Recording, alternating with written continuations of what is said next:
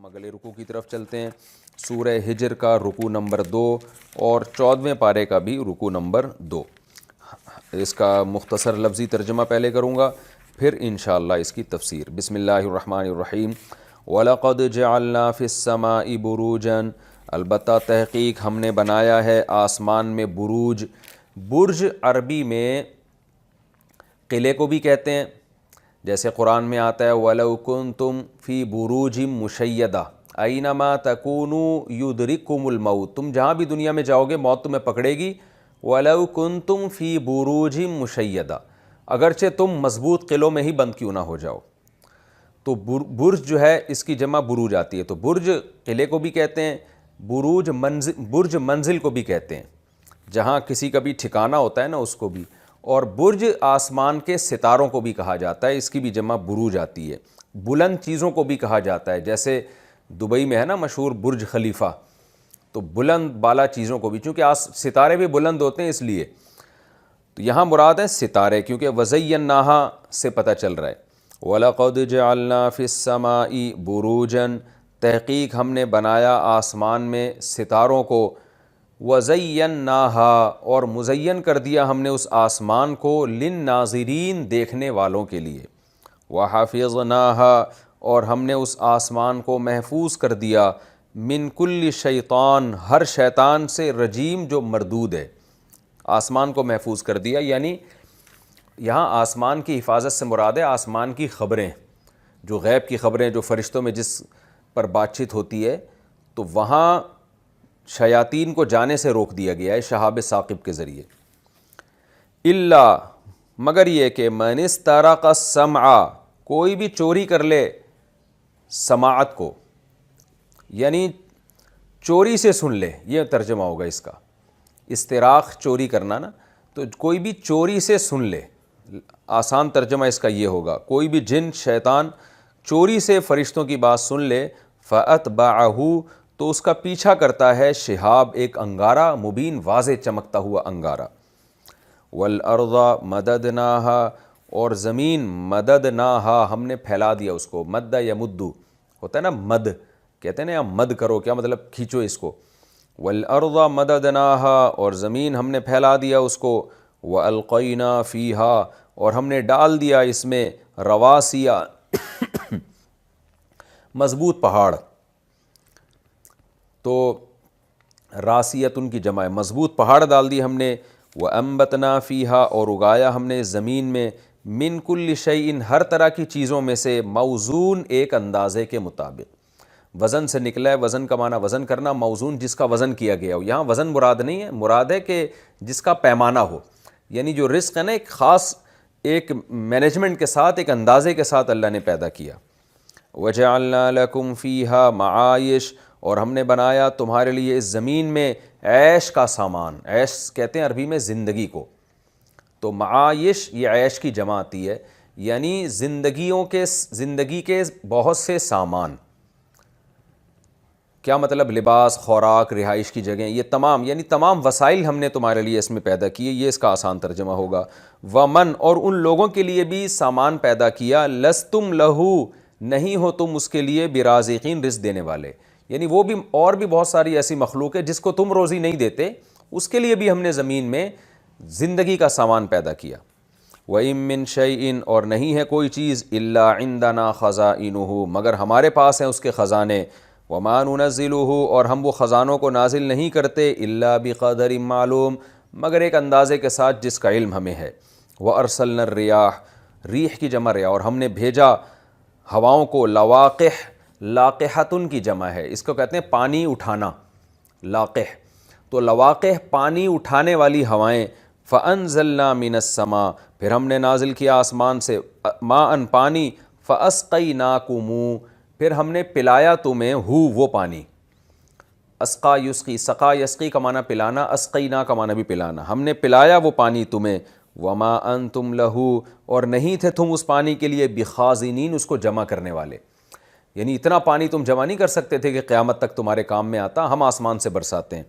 وَإِنَّا لَنَحْنُ اور بے شک ہم ہی ہیں، نحیی جو زندگی دیتے ہیں، وَنُمِیتُ اور ہم ہی موت دیتے ہیں، وَنَحْنُ الْوَارِثُونَ، اور ہم ہی باقی رہنے والے ہیں، یعنی زمین کے وارث بھی ہم ہی ہیں، تم سب مر جاؤ گے ہم باقی رہیں گے۔ وارث اصل میں جو باقی رہتا ہے اس کو وارث کہتے ہیں نا، تو یہاں وارث سے مراد کیا ہے کہ باقی رہنے والے ہم ہی ہیں۔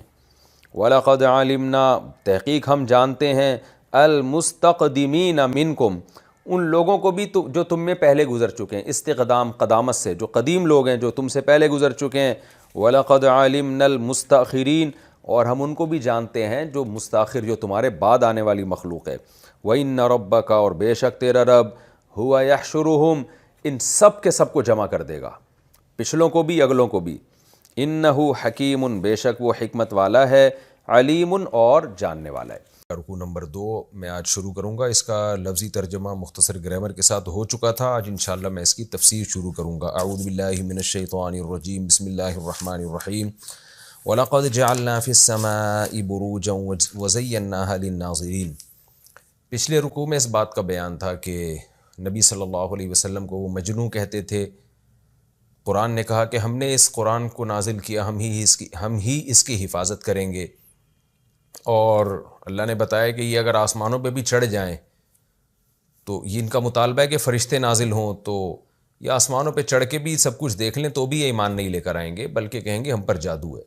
آگے اللہ اپنی دلائل بیان کر رہے ہیں کہ یہ جو مطالبے کر رہے ہیں نا فرشتے نبی کے ساتھ نازل ہوں، تو اس کائنات میں جب غور کریں گے تو ان کو خود ہی اندازہ ہو جائے گا کہ اس کائنات کا کوئی بنانے والا ہے جس نے اپنے بندوں پر بڑے احسانات کیے ہیں، اور یہ صرف بنا کے چھوڑا نہیں ہے بلکہ اس میں ایک زبردست مینجمنٹ ہے کہ انسانوں کو رزق مل رہا ہے۔ تو یہ ساری چیزیں اس بات کا تقاضا کرتی ہیں کہ اس خدا پر ایمان لایا جائے اور اس کی اطاعت کی جائے، یعنی معجزوں سے ہٹ کر بہت سارے دلائل اس کائنات میں پہلے سے موجود ہیں۔ وہ دلائل کیا ہیں؟ قرآن بیان کرتا ہے وَلَقَدْ جَعَلْنَا فِي السَّمَاءِ بُرُوجًا، تحقیق ہم نے بنایا آسمان میں ستارے، وَزَيَّنَّاهَا لِلنَّاظِرِينَ، اور اس آسمان کو ہم نے دیکھنے والوں کے لیے مزین کر دیا، چمکتا کیسا رات کے وقت آسمان چمک رہا ہوتا ہے اور ستارے اس میں ٹمٹما رہے ہوتے ہیں۔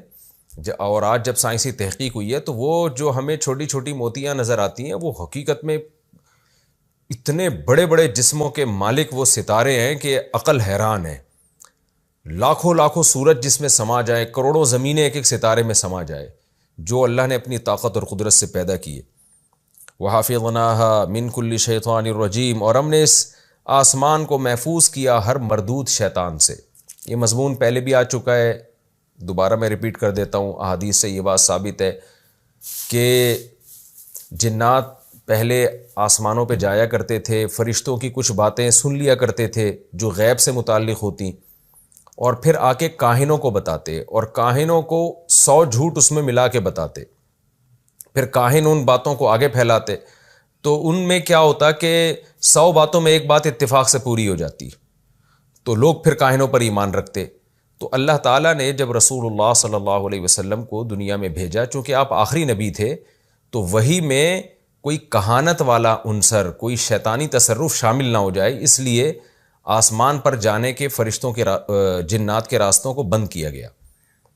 جیسے سورہ جن میں ہے نا کہ سورہ جن میں کیا ہے کہ جنات کی ایک جماعت نبی صلی اللہ علیہ وسلم کے پاس حاضر ہوئی، تو نبی صلی اللہ علیہ وسلم قرآن کی تلاوت کر رہے تھے، تو وہ فوراً جنات وہ تلاوت سن کے واپس گئے اور انہوں نے اپنی قوم کو دعوت اور تبلیغ دی، اور کہا کہ وَإِنَّا لَا نَدْرِي أَشَرٌ أُرِيدَ بِمَنْ فِي الْأَرْضِ أَمْ أَرَادَ وَإِنَّا لَمَسْنَا السَّمَاءَ فَوَجَدْنَاهَا مُلِئَتْ حَرَسًا شَدِيدًا وَشُهُبًا۔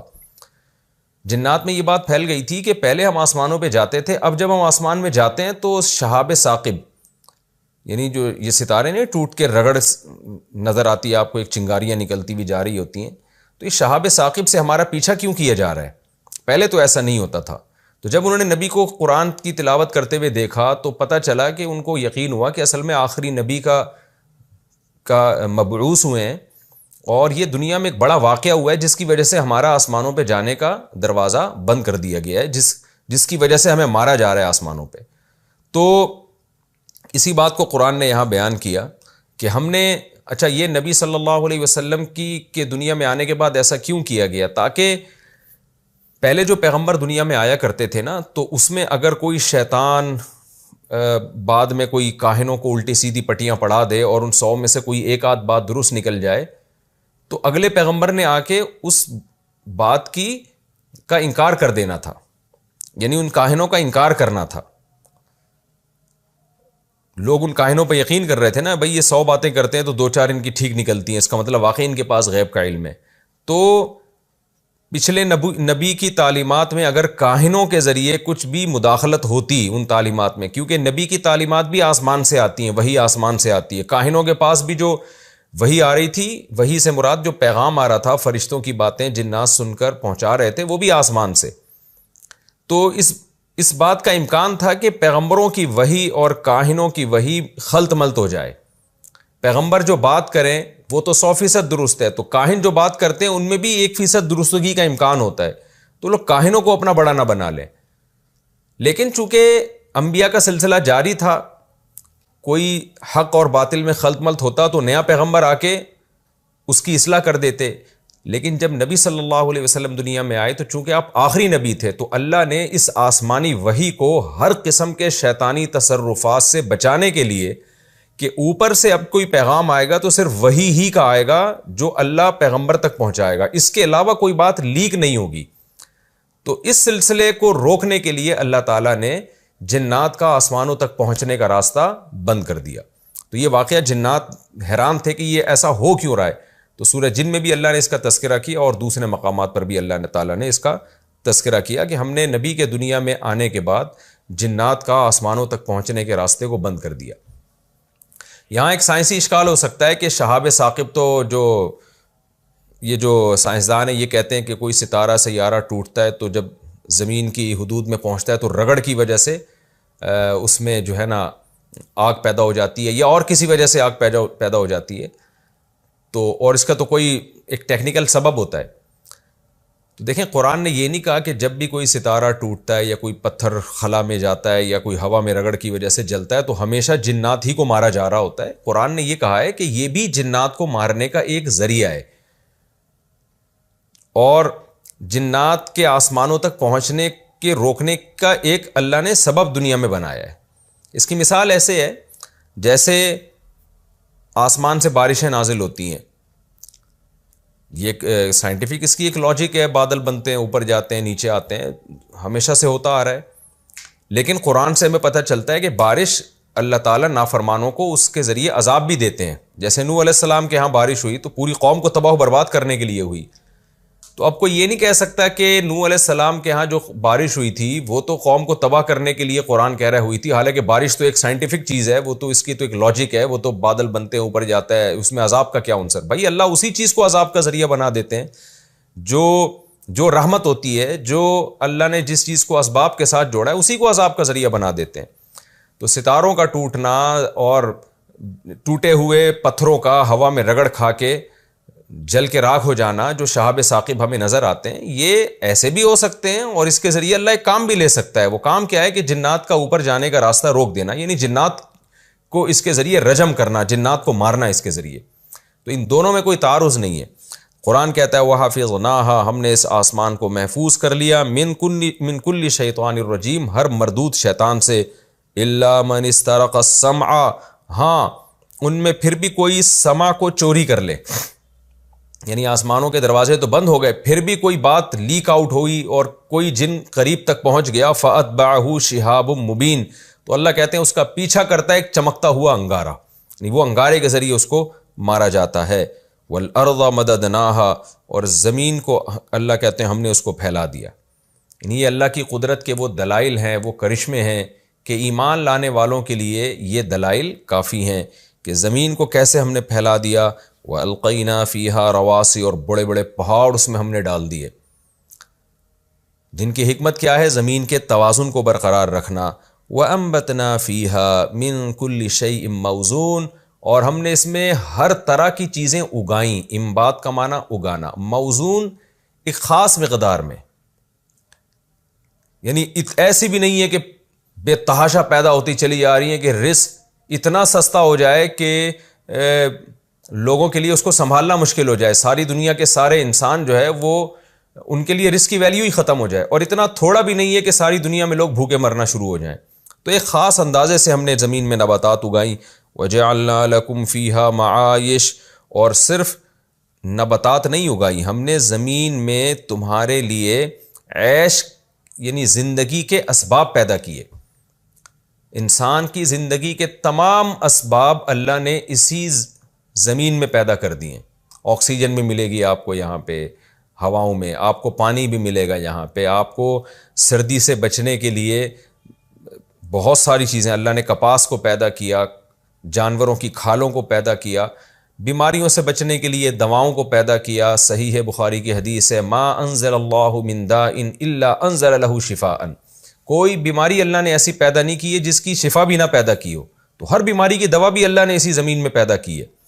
تو تمام جو بھی زندگی کی گزارنے کے تمام لوازمات ہیں وہ سب کے سب ہم نے پیدا کیے تمہارے لیے بھی. ومن اور ان مخلوق کے لیے بھی. لستم لہو برازقین. لستم اصل میں وہ لیست سے ہے نا، لیست کا معنی وہ نہیں ہے، لستم کا معنی تم نہیں ہو، کہ جن کے رازق تم نہیں ہو. یعنی کچھ جانور تو ایسے ہیں جن کو انسان باندھ کے کھلاتا ہے، مرغیاں ہیں، گائے بھیڑ بکریاں ہیں، بہت سارے جانور ایسے ہیں جو ہم نہیں کھلاتے ان کو، تو ان کو تم نہیں، ان کو ڈائریکٹ ہم روزی دے رہے ہیں. وَإِن مِّن شَيْءٍ إِلَّا عِندَنَا خَزَائِنُهُ. اللہ کہتے ہیں ایک ایک چیز ہم تمہیں کیا بتائیں، کوئی ایسی چیز نہیں ہے مگر یہ کہ ہمارے پاس ہیں اس کے خزائن. خزانہ کہتے ہیں جہاں مال جمع کیا ہوا ہو، یعنی یہ جو کچھ تمہیں زمین میں مل رہا ہے اس کی چابیاں، یعنی اس کے جو اسٹور ہیں وہ ہمارے پاس ہیں اور اس میں سے ہم تمہیں بانٹ رہے ہیں. وما ننزلہ. اور ان خزانوں کو ہم نازل نہیں کرتے الا بقدر معلوم. یہاں خزانہ نازل کرنے سے مراد ہے خزانوں کے اسباب. جیسے بارشیں نازل ہوتی ہیں نا تو اس سے خزانے پیدا ہونا شروع ہو جاتے ہیں. اصل کنٹرول اللہ کے پاس ہے اور ہم ایک اندازے سے جو ہمیں معلوم ہے اس اندازے سے یہ سب چیزیں ہوتی ہیں. تو بارشیں بھی ایک اندازے سے برستی ہیں اور پھر زمین کی نباتات بھی ایک خاص یعنی کیلکولیشن ہے. یہ ہوائی اور ایسے بے ڈھنگا کام نہیں ہے. ممکن ہے کسی کے دل میں اشکال ہو کہ بھئی بعض دفعہ تو بے ڈھنگی بارشیں برستی ہیں اور طوفان آ جاتے ہیں، اس ملک میں اتنی بارش کی ضرورت نہیں ہوتی. دیکھیں اوور آل پوری دنیا کو اگر دیکھا جائے نا، پوری دنیا کو دیکھا جائے تو پوری دنیا میں کس وقت کتنی بارش کی ضرورت ہے یہ میں اور آپ فیصلہ نہیں کر سکتے. اللہ کا علم تو کامل ہے نا، وہ تو صدیوں بعد کی دیکھ رہا ہے تو وہ اپنے حساب سے بارشیں برساتا ہے. اور دوسری بات یہ ہے کہ بارش میں کسی علاقے کو تباہ کرنا یہ بھی تو اللہ کی حکمتوں میں سے ایک حکمت ہے. تو یہ جو بارش کی کیلکولیشن اللہ نے کی ہوئی ہے نا کہ اتنی بارش برسے گی، اتنی نہیں برسے گی، فلاں جگہ قحط پڑے گا، فلاں جگہ سیلاب آئیں گے، تو یہ بھی حکمت کے ساتھ ہو رہا ہے. یعنی اس آیت کا خلاصہ یہ ہے کہ کوئی بھی تکے سے یا اتفاق سے کچھ بھی نہیں ہو رہا. کیونکہ اگر اتفاق سے ہونا شروع ہو جائے نا کہ تو پوری دنیا تباہ ہو جائے گی. پھر پوری دنیا میں سیلاب آ جائے نا، ایک ملک میں سیلاب آ رہا ہوتا ہے تو ایک جگہ نہیں آ رہا ہوتا. تو اگر یہ بے لگام ہو جائے نا تو سورج کی گرمی سے سمندر کا سارا پانی بھاپ بن کے اڑ جائے، پوری زمین ایک منٹ میں تباہ و برباد ہو جائے. تو اس پہ تو سائنسدان لوگ بھی کہتے ہیں کہ یہ بارش کی ایک بہترین کیلکولیشن ہے اور یہ کیلکولیشن اس بات کی علامت ہے کہ اس بارش کا نظام کسی ذات کے ہاتھ میں ہے جس نے اس نظام کو بنایا ہے. تو اللہ تعالیٰ فرماتے ہیں وَمَا نُنَزِّلُهُ إِلَّا بِقَدَرٍ مَعْلُومٍ. ہم نازل نہیں کرتے مگر ایک خاص اندازے کے ساتھ. وَأَرْسَلْنَا الرِّيَاحَ. اور ہم ہواؤں کو بھیجتے ہیں لواقح جو پانی کو لادے ہوئے ہوتے ہیں، پانی کو لادے ہوئے ہوتے ہیں. اور فَأَنزَلْنَا مِنَ السَّمَاءِ مَاءً یعنی پانی کو لادے ہوئے، لدی ہوئی ہوائیں، پانی سے لدی ہوئی ہوائیں. اصل میں تو پانی سے بادل لدے ہوئے ہوتے ہیں نا، لیکن ان بادلوں کو ہوائیں لے کے چل رہی ہوتی ہیں. تو گویا ہوائیں ان پانی سے لدی ہوئی ہوتی ہے. اب یہ بھی کتنا بڑا معجزہ ہے. پانی ٹینکروں میں اٹھایا جاتا ہے، پانی ٹینکیوں میں اٹھایا جاتا ہے، آپ ہوائی جہاز میں اٹھا کے لے جا سکتے ہیں، لیکن اللہ کا نظام کیسے ہے کہ پوری دنیا میں بے تحاشا پانی چاہیے، وہ ٹینکروں کے ذریعے نہیں پہنچ سکتا. تو ہوا جیسی ہلکی چیز ٹنوں من پانی اٹھاتی ہے. یعنی اللہ کام کیسے لیتا ہے انسانیت کو بچانے کے لیے اور انسانوں کو پانی پلانے کے لیے کہ وہ مخلوق جو سب سے ہلکی ہے یعنی ہوا، لیکن وہ جاتی پوری دنیا میں ہے، تو اللہ نے پانی پہنچانے کا کام اس کے ذمہ لگا دیا، ہواؤں کے ذمہ لگا دیا کہ تم پانی کو اٹھاؤ اور کہاں کہاں جا کے اس پانی کو برساؤ. اور اتنا پانی برستا ہے. تو یہ بھی اللہ اپنی قدرت بیان کر رہے ہیں. وَأَرْسَلْنَا الرِّيَاحَ لَوَاقِحَ. ہم نے پانی سے بھرے ہوئی ہواؤں کو اٹھایا بھیجا، فانزلنا من السماء ماء، اور پھر ہم نے آسمان سے پانی برسایا، فاسقیناکموہ، پھر ہم نے اس پانی کو تمہیں پلایا۔